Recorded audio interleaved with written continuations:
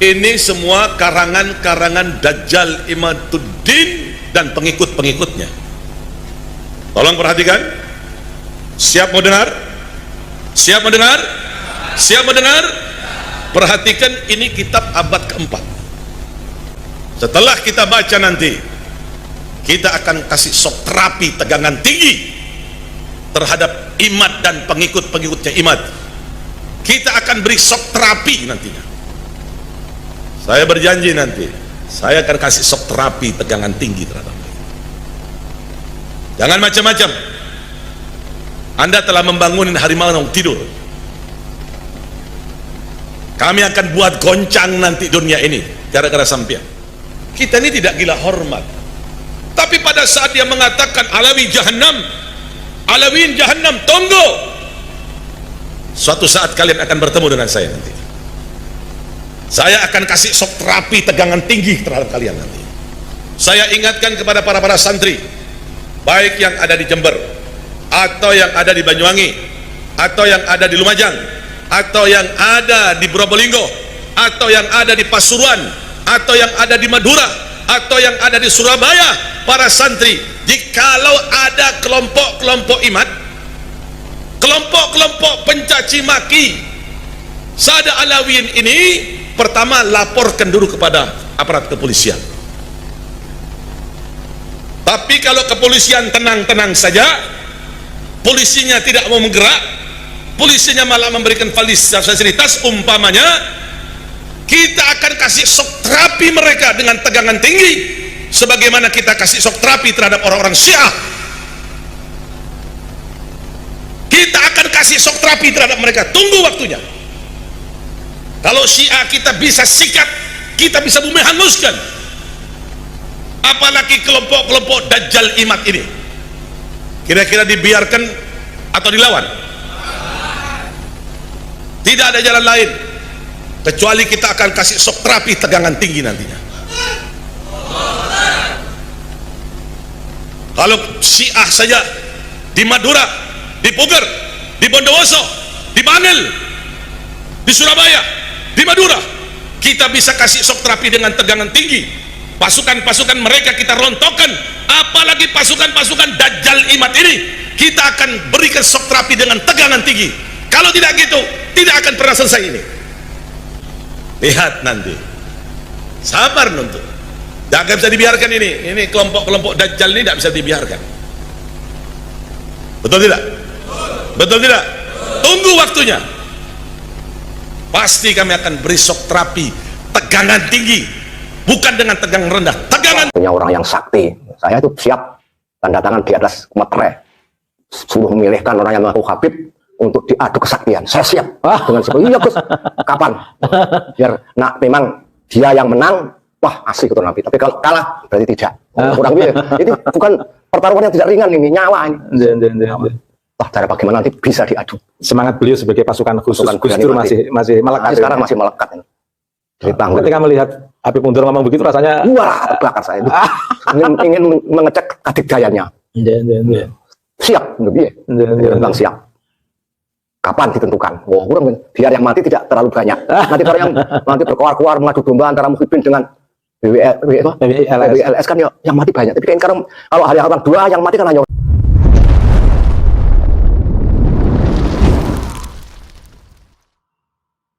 Dari saya sebagai orang yang sedikit-sedikit sudah ngaji yang lama itu banyak sekali di dalam fikih ketika ada sesuatu persengketaan itu harus ada bayyinah dan sumpah pengalaman angkaro. Ini satu sisi tadi.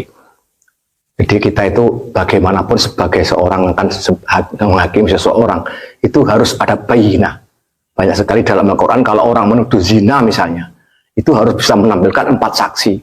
Kalau tidak bisa menampilkan 4 saksi, meskipun dia itu melihat sendiri, maka dia akan mendapatkan hukuman cambuk 80 cambukan.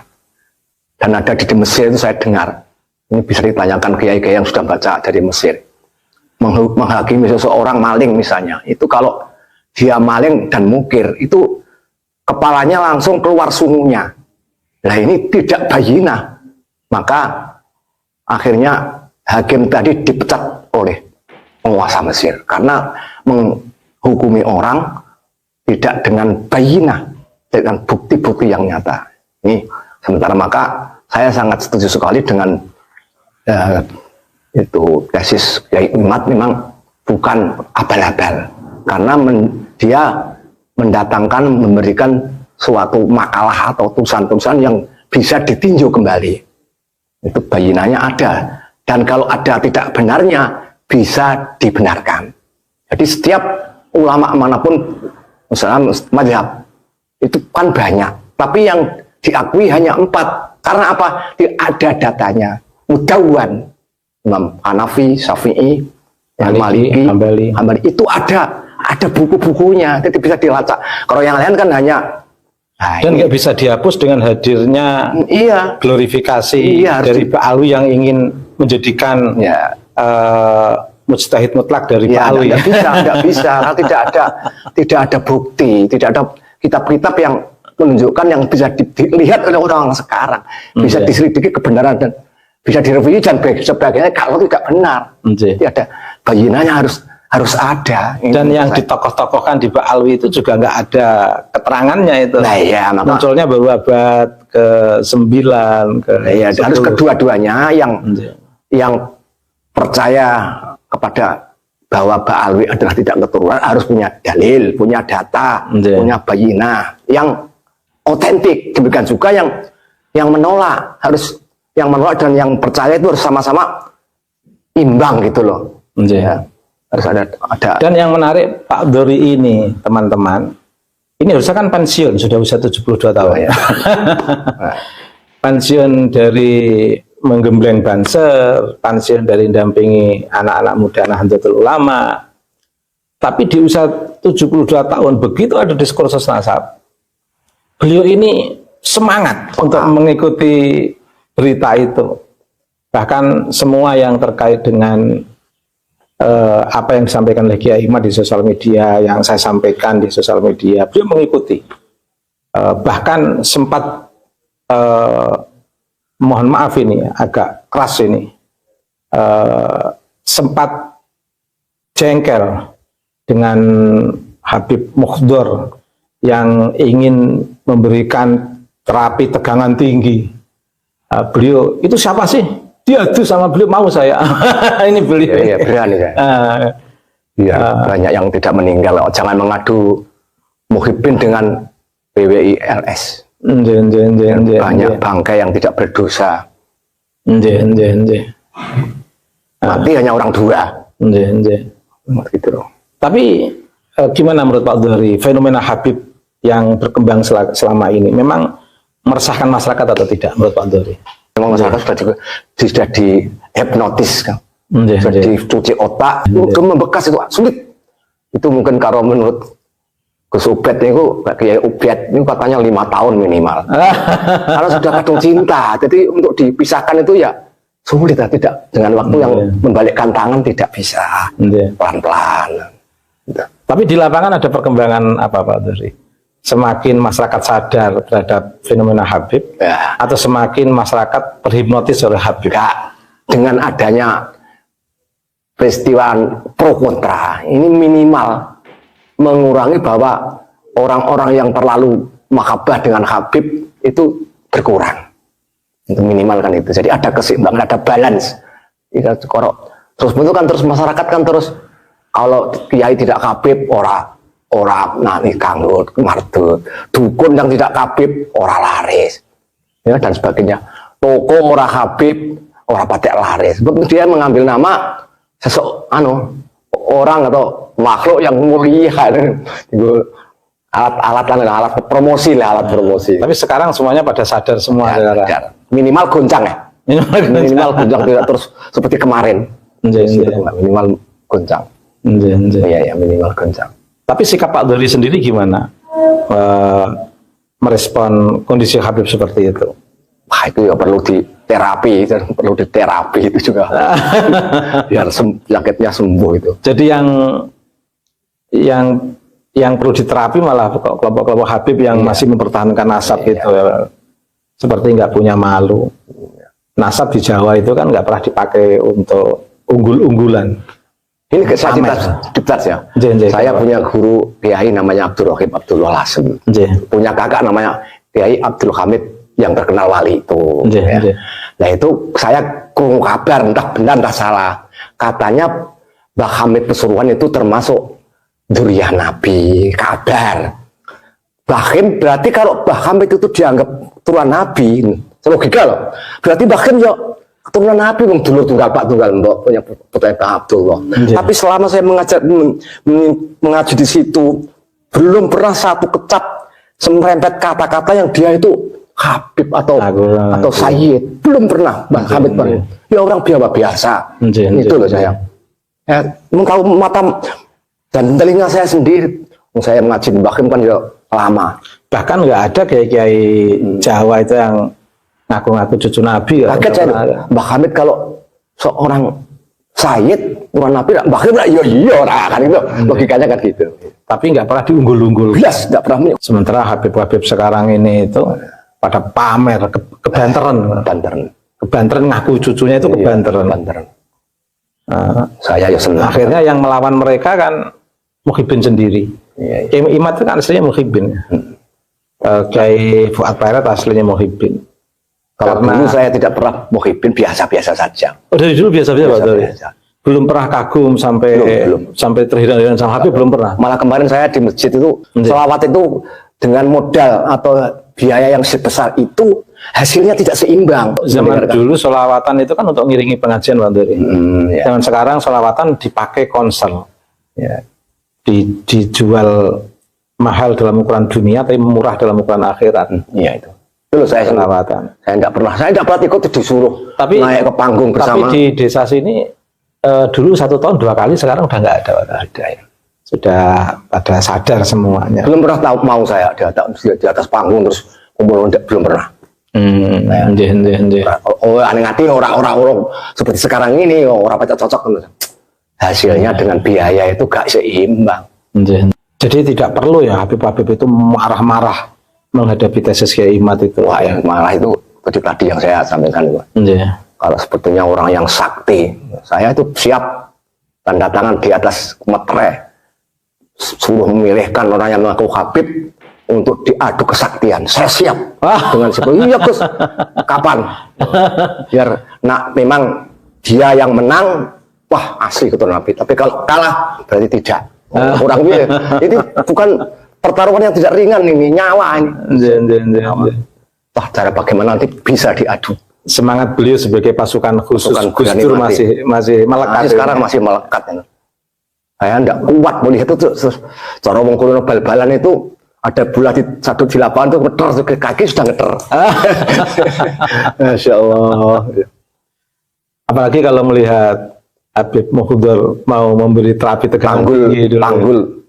Ketika melihat Habib Muhdar ngomong begitu rasanya wah terbakar saya. ingin mengecek kedikdayanya. Siap lebih tentang siap. Kapan ditentukan? Wah, biar yang mati tidak terlalu banyak. Nanti kalau yang nanti berkoar-koar mengadu domba antara Muhyiddin dengan BWLS kan ya yang mati banyak. Tapi kayak sekarang kalau hal yang orang 2 yang mati kan hanya orang 2. Jadi pemirsa, beliau itu ingin agar tidak terjadi konflik antara Muhyiddin dan PWLS. Itu jangan diadu domba. Itu sama-sama masyarakat pribumi. Selamatkan dan jaga masyarakat pribumi. Jangan terjadi konflik. Nah, daripada masyarakat sesama masyarakat pribumi terjadi konflik, beliau siap sama otak sama tokoh intelektualnya di balik Muhyiddin itu. Misalnya yang ingin menggerakkan Muhyiddin itu Habib Muhdar. Kita akhiri di sini. Saya tidak terima, kecuali sayanya musyahadah daliliannya. Cikima dalilnya bohong-bohongan kabeh. Mau nasi marah-marah. Wong tanggul kan. Katanya Imad Dajjal. Ini ada kitabnya, kitab abad keempat.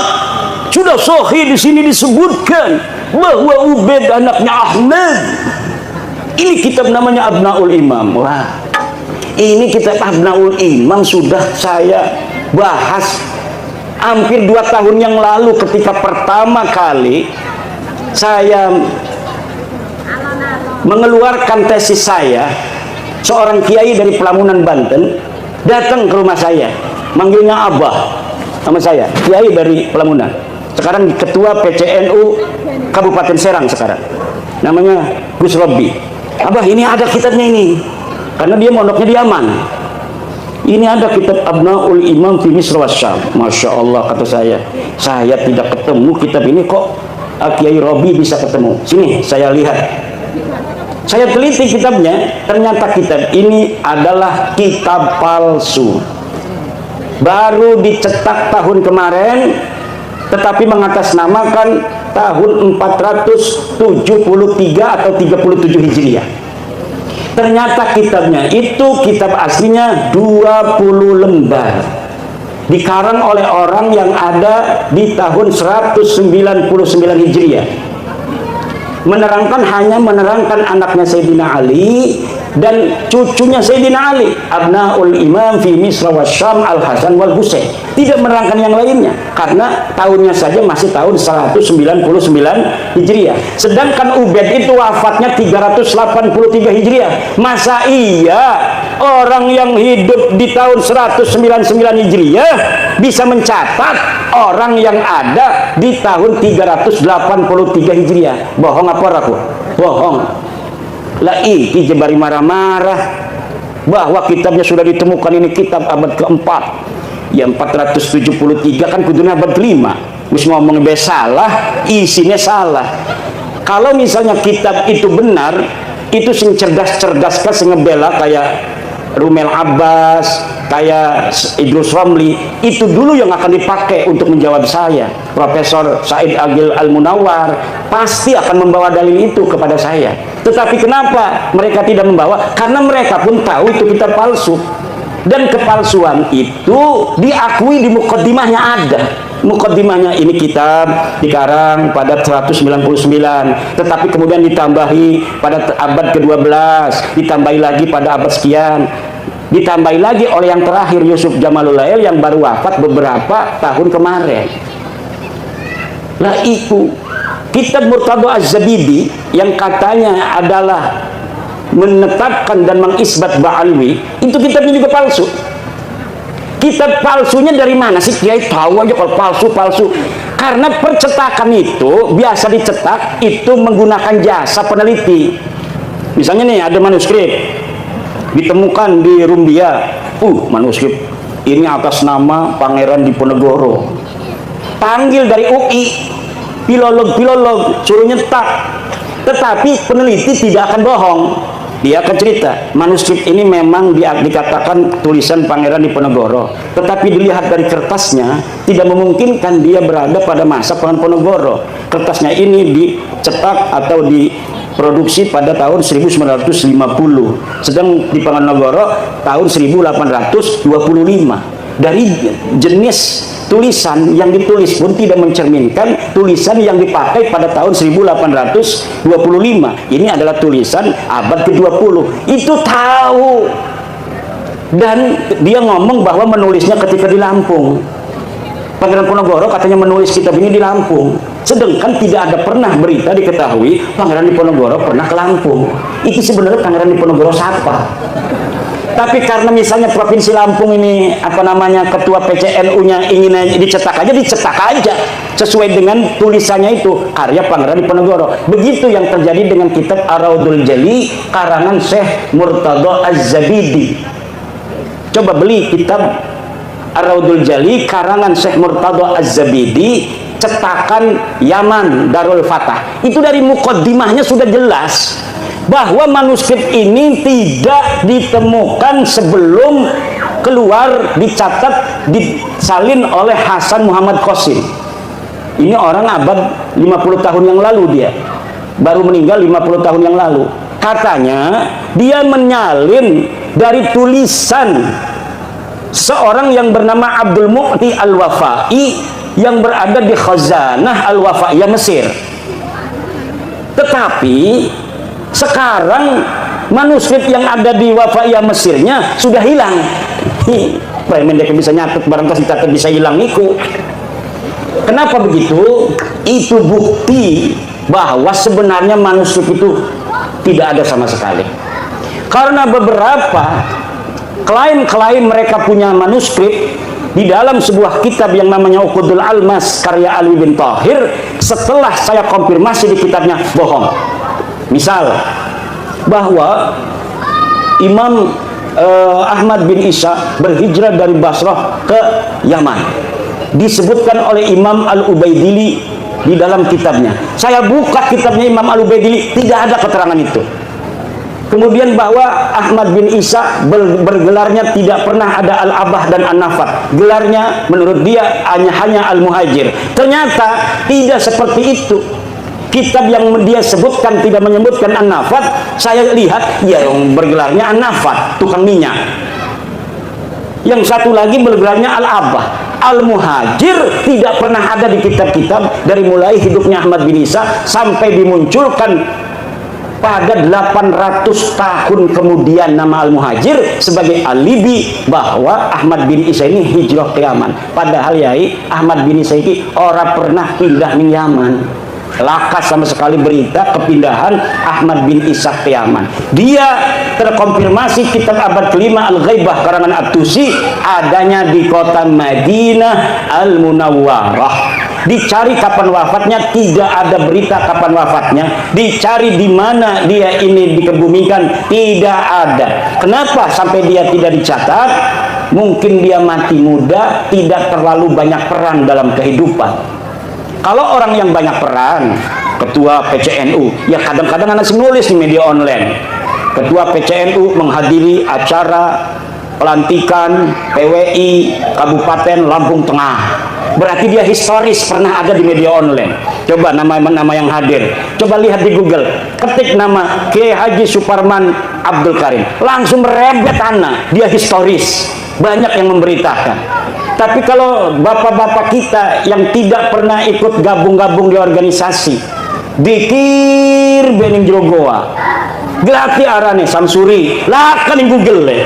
Yang tasawuf tidak pernah ada interaksi dengan masyarakat luas. Begitu pula lah keberadaan seseorang yang dikatakan dengan kesejarahan yang begitu luar biasa, pasti ada saja orang-orang sekitar dia yang menginformasikan tentang aktivitasnya waktu dia hidup. Tetapi nama-nama Ba'alwi ini sama sekali tidak ada. Fakih Muqaddam jare bisa mi'raj 70 balen sebengi. Dia ada di abad ke-6. Banyak kitab abad ke-6 di Hadramaut, di Yaman yang memberitakan tentang ulama-ulama Hadramaut. Satu pun tidak ada yang memberitakan orang ulama di Tarim namanya Fakih Muqaddam. Laka pemaning karo keramat-keramatin. Makanya Abdul Qadir Jailani pun kalah pangkatnya oleh Fakih Al-Muqaddam. Kenapa namanya Al-Muqaddam? Karena dia orang yang paling tinggi derajatnya.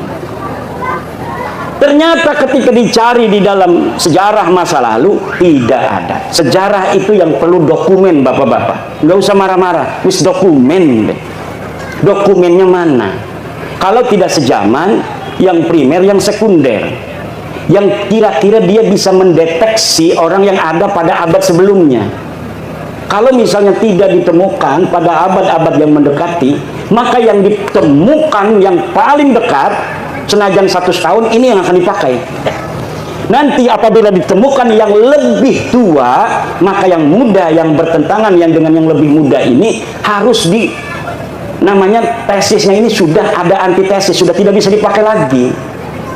Bengen surah istifadah Habibi Kabeh bin Syihab bin Smith bin Yahya As-Sagrab turunan Nabi, tapi siki antesis abad tua 4, 5, 6, 7, 8, 9 bahwa deket duduk putune Kanjeng Nabi, ya kudu nerima tes DNA ini melenceng. Turunan Nabi kudune J1 deket mah tes DNA ini hasilnya G haplogrupik. Turunan Nabi Muhammad, turunan Nabi Ibrahim J1 haplogrupnya. Mereka 180 orang yang sudah tes DNA kebanyakan G. Ini menunjukkan bahwa mereka bukan hanya sebagai turunan Nabi, tapi juga bukan orang Arab. Kenapa sih kepuntang-puntang Kiai Imad kok ngomong ikut terus? Karena penting buat warga NU yang percaya kepada penghormatan kepada keluarga Nabi hanya warga NU. Lamun putu Nabi asli mah dimai duit gemembut dibalikakan maning. Putu Nabi asli kependak putu Nabi asli, misalkan bapak-bapak kok. Bapak menghormati dekenya lebih menghormati nanane. Itu ciri-ciri keturunan Nabi asli. Kalau kita menghormati dia, lebih menghormati kita. Kalau kita ngasih duit, dia lebih ngasih duit pada kita. Karena nggak mau kalah keturunan Nabi pada kebaikan.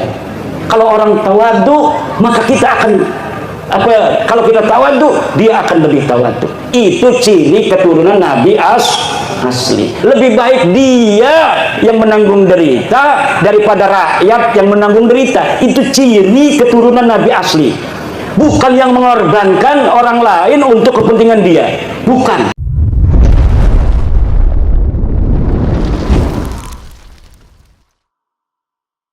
Itulah tadi tanggapan dari ulama pribumi serta Kiai Haji Madudin Usman Al-Bantani untuk melawan shock terapi dari Habib Mohdor.